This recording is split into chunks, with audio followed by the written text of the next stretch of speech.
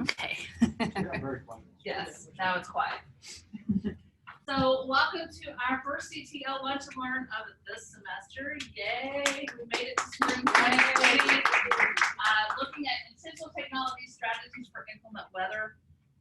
Now this can also be used for other situations where maybe you can't be in class for a day, or you'd like gone to a conference, or something else may come up and you need to kind of restructure some things in your course. And so some of the technologies we talk about today can also be applied in those situations, and I'll share some of that. And it was funny because when we were planning out the spring semester, we are going to do a lot of kind of faculty showcase opportunities throughout the semester and having different faculty members share.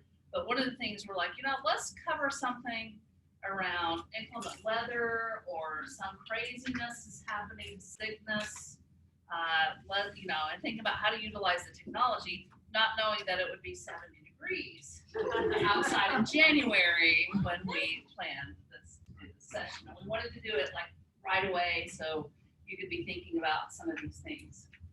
So let's get this started sometimes. Okay, so let's think about some asynchronous instructional options. Now, asynchronous means where you are not with your class at a specific time. So they can. So I teach online for the College of Education. A lot of their work that they do is asynchronous in that they do it at their own time. So if they want to do it at 2 o'clock in the morning, so be it. But then we do have like synchronous Zoom sessions every other week for an hour, kind of going over some of the content. So these are some asynchronous instructional options. There we go. So one of the options is that you can pre-record your lecture content. We're going to talk about some best practices for all of these. Another option is to assign online individual, paired, or group work. I'm going to show you some things in Canvas that can help with some of that as well. So you can pre-record your lectures. We'll talk about, we've got some great tools at Lipscomb for that, and then how to use Canvas to assign some online individual pair or group work. So for pre-recording your lectures, we have 2 tools that, really 3, you could use Zoom if you wanted to do a video lecture, but we have Panopto built in through Canvas that you can access to do recording, or we have Canvas Studio that you can also use within Canvas. How many of you have used Panopto to record something? How many of you use Studio? That's the one I like to use. And so either one is completely fine. It depends on what works best for you. Some people really like Panopto and the features. I'm like, I just want some basics, so give me Canvas Studio. So I utilize Canvas Studio for that. Now, one recommendation that Al and I talked about when prepping for this session was that if you have not used a technology tool before, and all of a sudden we have a snow day, you might get really panicked. So you might want to play around and try some things out before something happens, or before you have to go away for a conference meeting or something like that. So play around, especially with Panopto and Canvas Studio. For those that use Panopto, what are some things that you like about Panopto? I can't compare it to Canvas Studio, but you can edit your videos after. So if there was a long pause or something didn't go quite right, you can edit that out. For example, we had where an instructor in class, they were using their computer and they pulled up their email to get to a link and you could see sensitive emails. And so they were able to go back and edit that part out where they were able to then pull up their PowerPoint. That's a great point there. Anybody else?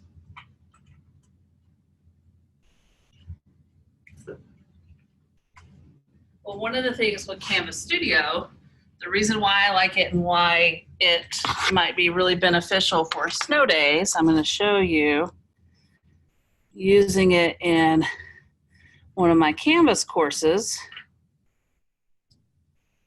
I did an announcement the other day, and I can actually ignore what I just went through. You go to Studio and pick this was just kind of a course overview video, or thing. I'm able to get insights, and I'm able to see who has watched, or at least clicked play.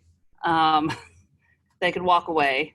So, I have some people who haven't really watched it. My test student there has not watched it. I'm a little disappointed there. Yeah. So being able to utilize Canvas Studio, I can get some insight, and we'll talk about that with some of the best practices.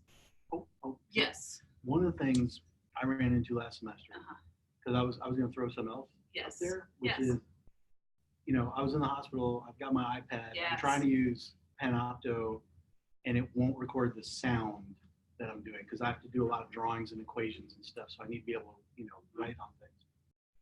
Couldn't figure out how to make it work, but using Notability on the iPad and the Apple just record what you're doing thing, and you turn the microphone on, and I could easily turn those into MP4s and upload them into Canvas, and I was able to pre-record stuff that way. So I'm assuming that Panopto can actually do that, and it was just my own ineptitude that prevented me from accomplishing it. But there's, But I mean, it doesn't have the same editing capability, Right. which is and there are a lot of like screencasting tools, so like Notability, and that's great for like drawing. If you have like whiteboard, I can understand in chemistry, needing to draw out certain things. Also, like we have the light board in the CTL, and I know John has used it a lot. And Ryan used it a lot last year. You came over one day as well, and went ahead and you already have some content that you can pre-record as well. And we are more than happy. We're not going to get into all the details today about how to utilize these tools, but we're more than happy to sit down and walk through with you on how to use these tools. All right. With assigning online, individual, paired, or group work, so you could do a pre-recorded lecture, and then you can add in a quiz, a Canvas quiz, into just a regular quiz. If you use Studio, you can build in quiz questions as well. And you can build out an assignment, and there are some steps. That's one of those, like, don't just like on a snow day, like, oh, I'm going to do this all of a sudden. This is one of those, like, hey, let's do some practice and let's show you something. One of the things that I did was I had my students, I had to, got called in and couldn't meet with my students last semester. And so I I uploaded a TED Talk that I wanted them to watch. And then I created a discussion board with groups of students. And so each student or each group, was automatically assigned by me. I could have let Canvas automatically assign it. I'll quickly show you that. But they each had different questions that they had to answer about the video. And then when we got back to class the next time, we pulled it up, and then we had kind of someone, because they couldn't see each other's group at the time, but then we talked about it in class as well. So you can, either do a quiz within like Studio or an own quiz, or you can have students to work on something online. You might do something where they might do a peer review, like upload something or look at this. With the grouping, what I would do, I'm going to go to my sandbox here. I'm going to create a discussion. I'm going to do CTL lunch and learn discussion. Okay, there's all the instructions. Here's where I can go in here. I can click ARC. I can bring in a YouTube video I want to. So let's just say Want them to watch this video. Don't want comments, embed. Okay, that's working. So then I can say this is a group discussion, and I can name the group. Go. I'm not going to allow I'm going to split the group and students into 5 groups. I'll create them manually, or you can do where Canvas will do it. And then you could also do a group leader as well. So save it. When I go to people, oh, I didn't save that. Okay, save. Sorry. Love you, Canvas, for reminding me. Thank you. So when I go to people, now I don't have any people in my, this is what I need to add some of you all as people. There's my group set, my group, and then your students would be over here. And if you let Canvas, it'll drag them over into the different groups. So mine for my class last semester, just to look at the groups.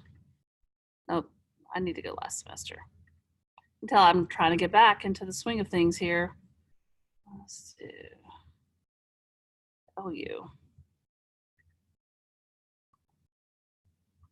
People. Here's my discussion group. And all the names were over here at first. I wanted to manually to divide them up because I wanted to just randomly, and some people who had not been working together. And then every student ended up over here. And so then for the assignment,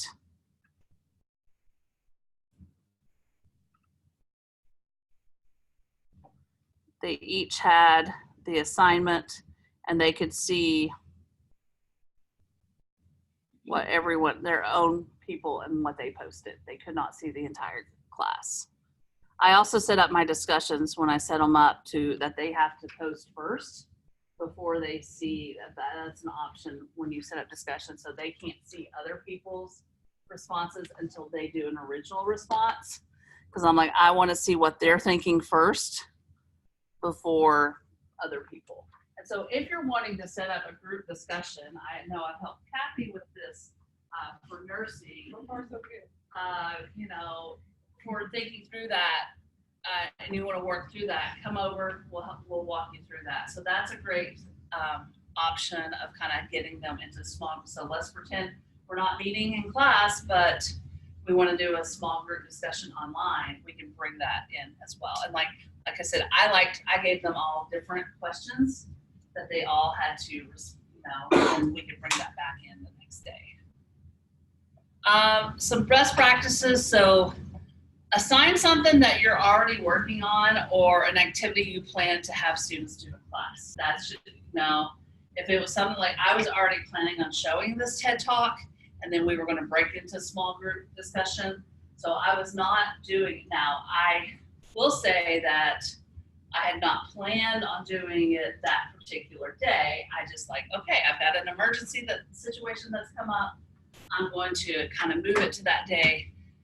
You could also assign different readings and facilitate online discussions. So you might have 4 articles or something like that, and then kind of do a jigsaw where they are reading different things and then they come back together. You could do one big long group discussion and they each talk about their parts. So with the jigsaw method. You can also use the Canvas peer review feature. So if you're working on something in your class and you want them to hey, go to Canvas and get some feedback from your peers. So you're going to review 2 other people's whatever you're working on for the class, then you can be able to use the peer review feature. And that is found under assignments. And you click peer review and it'll ask you some questions like how many people do you want to review? And it will randomly assign the peer reviews as well. So I also like using the peer review feature. This is not for inclement weather or an emergency situation, but for before they complete a final project, they get feedback from their peers, and you can set it to where they don't know who, unless they actually have their name in their paper. Don't put your name on your paper, just submit it, and then it could be anonymous feedback as well. All right, some synchronous instructional options. So we're all together. And we want to be able to still have class. So let's say that I'm gone to Pittsburgh for a conference, but I still want to meet with my class. I'm on Eastern time. Okay, my class is at 9. That'll be 10 Eastern time. We're still going to meet together on Zoom. I know Rob had an emergency situation last year. And so did you do some Zoom sessions? Yeah, with his class where he couldn't actually physically be here, but he was able to set up Zoom. So one of the ones is Zoom. That's an option. If you've not used Zoom, every one of you have a Lipscomb Zoom account. Now you can also go to zoom.us and just have the free 40-minute Zoom account and be able to log in. Same thing with this, when you sign up for lipscomb.zoom.us and you go to the website, getting my steps in today, it'll ask you to sign in and it'll ask for your Lipscomb username and password. You automatically, every one of you have the basic account. Now, that account will let you go to 40 minutes. Some professors, they just keep it at, from what I've read with using Zoom during like opportunities like snow days and stuff, they use Zoom, and let's say it's a 75-minute class, they'll be on and they'll say, we'll go for 40 minutes, take a 5-minute break, and then come back into the same room, because you can use the same link more than once. It just starts over every time you as the instructor goes in. So that's an option if you want just the free account. We also have some pro accounts. That's what I utilize because my classes sometimes can go up to 4 hours because I teach a lot of grad classes. And so I'll want the larger block. If you are like have opportunities where you're going to have longer than 40 minutes and you can't take the break, then you can reach out to Al Ostel, our lovely Zoom Pro account manager. And we have a limited number. I will give people that. And we kind of monitor that, and we kind of know how many pro accounts we still have. And then we also look and like, okay, somebody hasn't used it in a long, long time that has a pro account, then we'll back them back down to the basic account as well. But in case you might need it for long. But I love the idea of using the free account, go 40 minutes, then use the same link and let's, take a 5-minute break and come back. So that was an option that I read as a kind of a best practice. And then you can have students, meet online to do team or group work during class time. And you can, meet, okay, we're going to meet Friday at 9, even though we're not physically meeting. Or you could do, what I really like about Zoom and the synchronous option, there are breakout rooms. And this is one of those things like try this tool before you actually implement it. I can always call people like, hey, are you in your office? Can you join? If I send you a Zoom link, can you join so I can show someone how to do breakout rooms? And so you can break out your class into smaller groups, and then you as the instructor can go through and kind of facilitate like you would do walking around. Well, what's this group talking about? Are you on task? And then all of a sudden, when you pop into that breakout room, and then you can have them do a jigsaw where they may be talking about different things that they can then come back together and we do a whole class discussion as well. So using Zoom is a great option as well for the synchronous. Now, using some mixed options.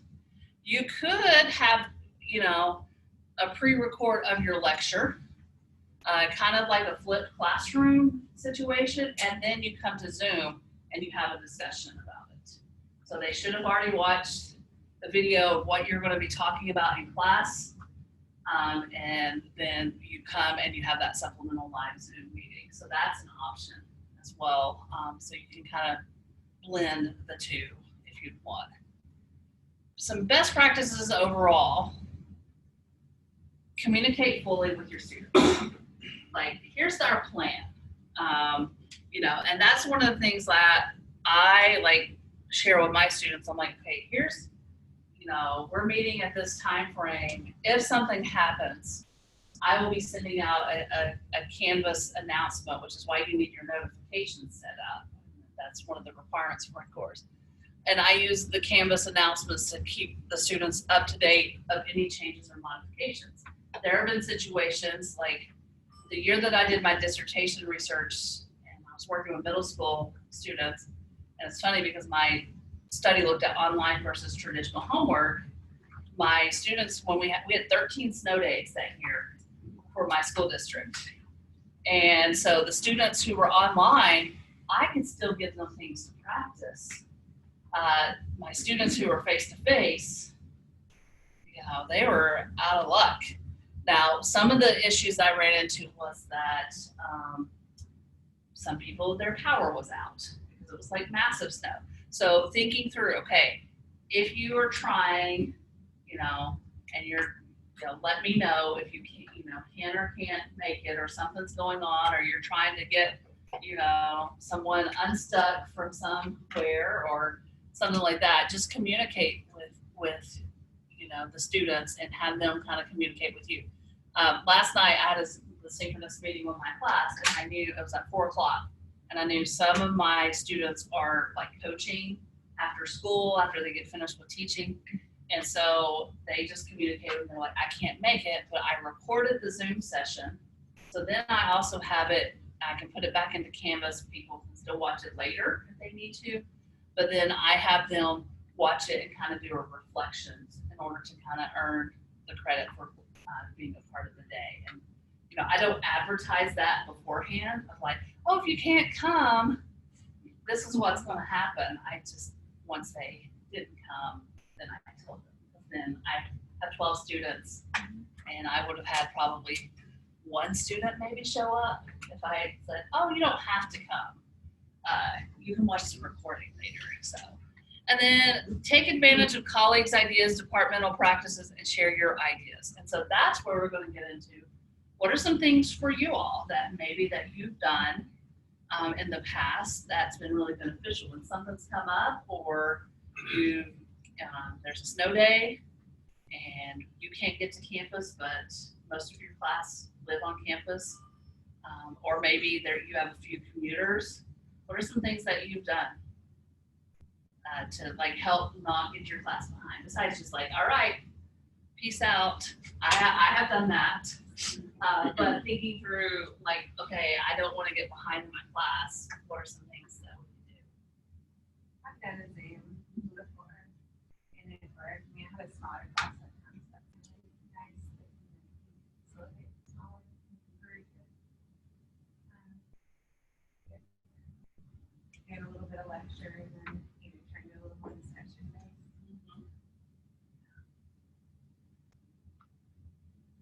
Yes. When you remember, like saying and making an active learning kind of worksheet, I had already, it was like a couple-hour lecture, all the slides were posted, and it's really difficult for us to make up a class. And so I just posted an online kind of worksheet, and it actually, they liked it so much that I just continue to do that now. Something different that I tried last semester, actually the past 2 semesters, we've been using Zoom for supplemental instruction sessions that we hold virtually on Saturday mornings. So that's been kind of neat. Those are run by their peers, right? But I set them all up, Yes. and I can pop in, and then I can go back and review it and see what was covered and what the students' questions were all throughout. I've done that with Zoom where I had like a team project. And so I created 4 different meetings that were recurring in Zoom. So they could each have their own links. So that way, if they decided to meet at 2:00 and another team meeting we're going to meet at 2:00, but they would not be in there at the same time. And then they each have their own link that is open. And I set the settings up to where they don't need me to be in there for them to get in there. But it gives them an opportunity in place, like for them to be able to get together if they want to meet and talk through things as well if they can't get together. I also do online office hours through Zoom.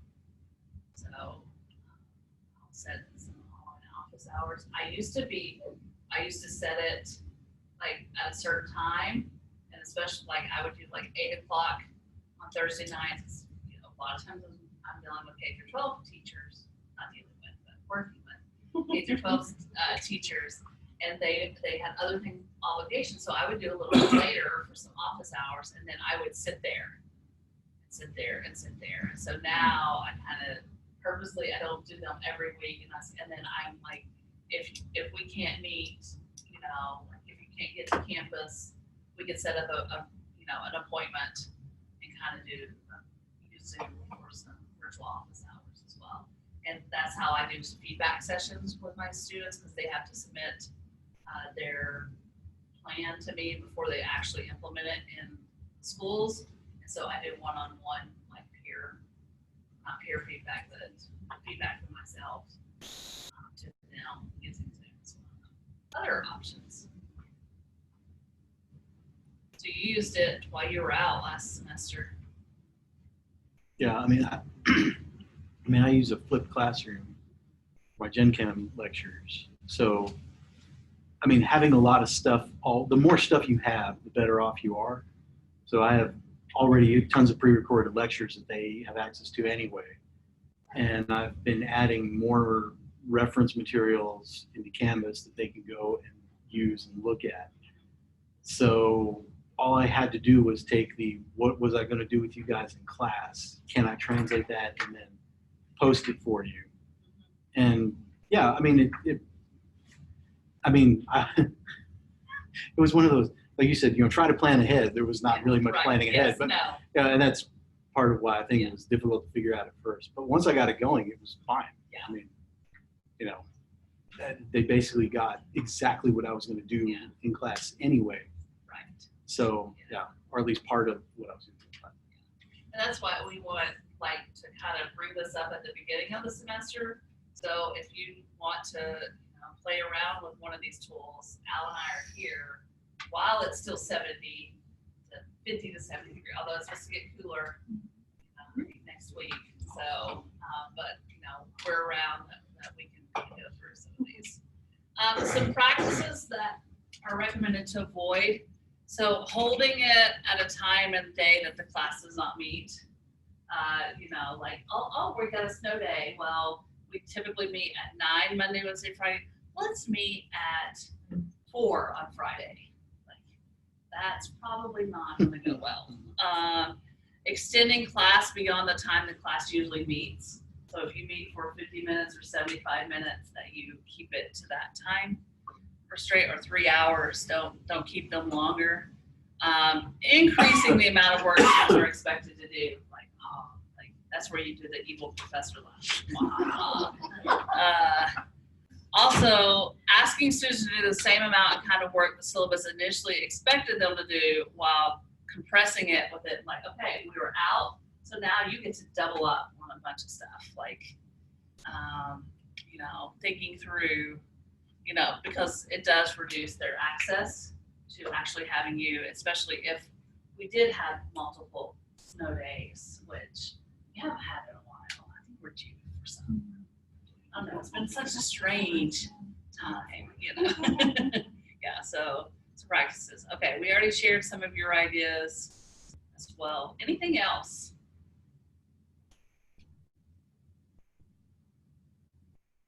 Connecting to something you showed us last semester, I hope I thought it was interesting. When you're uploading media to Canvas, there are places where you can embed, like if you're having them watch and not just respond to discussion questions at the end, there are ways to embed a question as they're watching or listening to the media, or putting a question to answer, not just think about there. I really like those interactive pieces on Canvas to make sure that it just, even if they think to open something and pretend like they watched it, there's some other accountability tools. And so that functionality I haven't used it yet, but I think it's really and even just some of the TED Talk questions, I'll throw in some questions for them, but then I'll throw a random one in just for fun, because I'm I just want to see how they will respond. This is a freebie question for you, but the accountability piece, because then like the one, I was able to pull up and see who watched it and who did not watch it. And so then when I was in SpeedGrader and giving comments, I'm like, I'm just really interested in this because Canvas Analytics is showing me that you did not like actually watch the video, but you responded to, and I'm like, I just need a little bit of clarification. It only took one time. Of course, they're freshmen, so they were scared in that one. Like, how did you do that? So, anything else? Okay. So, as you go to leave, if you'll put your name tags back in the green basket, next week, I'm going to kind of do a little overview of one of my favorite books, James Lane, Small Teaching. But I'm like, teaching not small, but it's about small changes that you can implement in your courses immediately that have big results and kind of the research. So he took a lot of the research from Make It Stick, like how the brain works and processes, which I love that book. A lot on cognitive science, but it's a very heavy read. So don't try to read it at night before you go to bed, unless you need to, because it really does help you. But we're going to talk about some small things that you could maybe do and implement right away that makes a huge impact based on what research has shown with how we learn and how the brain works. So that will be next week. And then the following week, we have our first Gen Z Learns book club with Megan Grace. Now, if you did not register, but you are interested in coming, I ordered 50 books. They're all accounted for, which is really great that we have this much interest. I can still order some more books and get those in. It's not a long read. We're going to look at chapters 1 through 4. The January meeting, and then in February February 26th, we'll look at chapters 5 through 8. And then I've already contracted with Megan, one of the authors. She's going to be coming and doing a 3-hour workshop with us in May for our big CTL workshop that we typically do, where you can bring like a syllabus and a course and think through some and implement some things. So I'm really excited. Right now it's tentative May the 4th, that Monday after graduation, because we like to get you, right after we finish the semester, and also like she's graduating with her PhD that Friday. So right now the date is tentative May the 4th, but we'll have more info and we'll probably do like 9 to 12 that day. So excited about that. Excited. Thank you, Matthew Reeves, for telling me that she's local, so we can actually get her here too. So, and as we're continue planning, we utilize you to provide, hey, some things that you would like to see in the CTL, which is why we have a lot of faculty showcase opportunities during the spring semester. But feel free to continue to share ideas with us, because we're not just limited to Wednesdays. We have other days of the week as well. So anyway, I know I'm choked up. Like more than this Wednesday. So, but thank you all for starting your semester back with us, and we look forward to working with you all.